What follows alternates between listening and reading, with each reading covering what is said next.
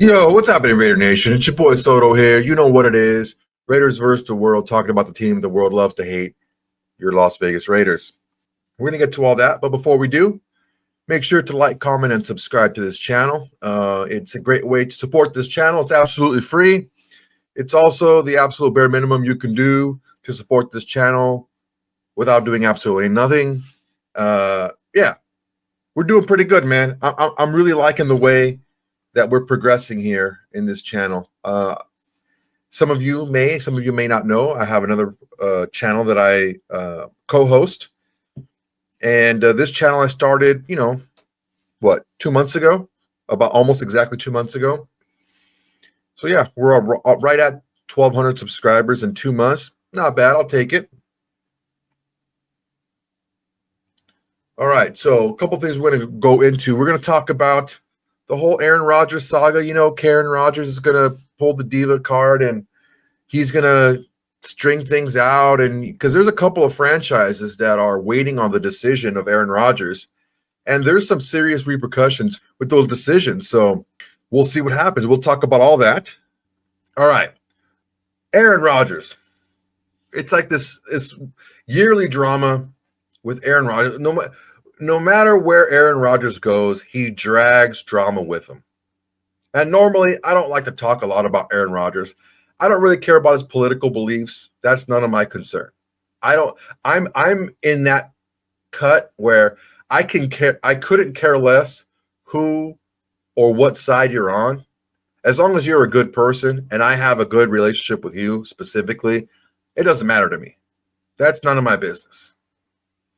His vaccination stance, all the weird stuff he does, the darkness retreats and all this nonsense. I don't care, right? I'm not paying him to be, my best friend. I would be paying him, as an NFL owner, I'd be paying him to be a quarterback, right? The issue that I have with Aaron Rodgers is he just loves to drag drama around with him, dude. Aaron Rodgers is like a fart you just can't shoo away. It just lingers. And he just drags that drama everywhere. You would hate to work in a cubicle office with this dude because he would just be crop dusting left and right. Aaron Rodgers, there's one of two places where Aaron Rodgers can sign. And each one of those places has a distinct ripple effect that can affect the Raiders greatly. And I'll tell you how. I'm under the impression, I really do think, that even though, I can't even imagine the locker rooms if Aaron Rodgers were to sign with Pittsburgh. You're already one word away from Pickens and DK fist fighting each other, okay? But then you put Aaron Rodgers in that. Look, I think we're asking a lot of Mike Tomlin. I think he can handle a locker room, but we're asking a lot of him with this. But anyway, that's their problem. How it affects the Raiders is there's two teams that are vying. They're kind of the front runners, I think. I think they're the only two teams that make sense for Aaron Rodgers to sign. New York Giants and Pittsburgh Steelers for different reasons. I think the New York may be offering him a little bit more money, and he's in a big market, and he has been in that area, same market, same area for the last year. I think he likes being in New York. And Aaron Rodgers is talented, but as talented as he is, he's even more petty, which is whatever. If it fuels you to be better, then fine. I don't know that Aaron Rodgers would have the chip on his shoulder that he does if he wasn't treated so badly by Brett Favre when Brett Favre was there. Anywho, that's the main reason why I think that the Giants are a strong possibility for him to sign. Because what better way to stick it to the Jets? He didn't want to get released by the Jets. There were reports. I don't know how accurate these reports are, but I read it in multiple places where he was pleading. I'm not saying he was on his hands and knees and anything like that, but he was pleading with the Jets, keep me around, let's build. I'm here for at least this next season, right? Aaron Glenn wasn't having it. Told him to kick rocks. Okay, fine. Then you see that Pittsburgh is coming up as a viable option as well. The Jets actually went over and signed a Justin Fields. So what you're going to get is this. you're going to get from these two teams, Pittsburgh and the Giants, you're going to get Aaron Rodgers is going to sign with one of them.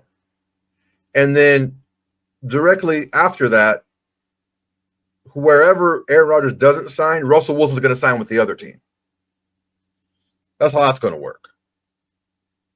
But I'll tell you this right now. If Aaron Rodgers signs with the Steelers, the possibilities shoot through the roof that the Giants will draft Shedeur Sanders at 3. That even pushes the needle even further in the direction of the Raiders taking Ashton Jeanty at 6. I personally think we need more help on the interior offensive line in order to make this work. I wouldn't necessarily, my homie, my good buddy Sanjeet said you'd be wasting Jeanty without an upgrade to the offensive line. I wouldn't necessarily go that far, but I understand his sentiment, and to a large extent, I agree. I don't know necessarily you'd be wasting Jeanty, but you're definitely not getting the most out of him with an offensive line that looks like the offensive line that we have now. Definitely need upgrades. But it's kind of tough to pass on LaDainian Tomlinson, right? That's kind of the comp. I wouldn't do it. But the decision would be made a lot harder if the Giants get their quarterback. And look, we all know Aaron Rodgers is petty. So how would Aaron Rodgers look and feel, right? You could even just see his face, and you could say, oh, man, he ain't happy. If he signs with the Giants, and then right away with their first pick, top 3, they draft another quarterback. That's probably not going to happen. That's why I'm saying that. That's the ripple effect, and that's how it affects us directly. We're going in, and let's just say it's the Giants. They're going to go. They're probably going to protect him. Want to protect him. So they're going to probably go with an offensive line with Campbell, or they'll get him. Depending on who's available, Hunter or whatever. But what you're going to look at here is that pick is going to be complementary to Aaron Rodgers.